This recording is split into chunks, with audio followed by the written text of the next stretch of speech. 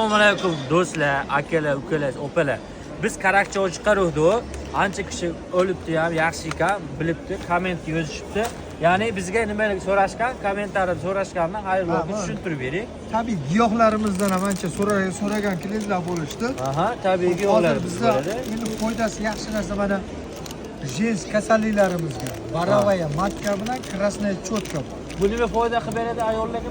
Ha, jins kasalliklarga juda foydali, yaxshi Bu narsa. ishedimi damlab? Jins ko'rsam miyoma, fibrosiya, juda ko'p narsalarda bu qidirgan ayollarimiz bor, mabodo keladi. Bemalol tekshiradi. Ha, agar buni narxini bilmoqchi bo'lsanglar, qanchaligini kommentariyada pins qoldirsani, bular kommentariy orqali sizlarga javobini aytishadi. Kesani bu yerda tabiiy giyohlarimiz turli xillari bor. Mana karakchoda yana yetmaganlar bo'lsa, tagi bor, epkatayrasizlar okalar, ukalar mana. Sizlar uchun. Xo'p, mana pachkasi ham bor. Kelib, qiziqqanlar epkatayrasizlar. Xayrli okaga bir og'iz telefon qilsani, telefonda javobini aytadilar.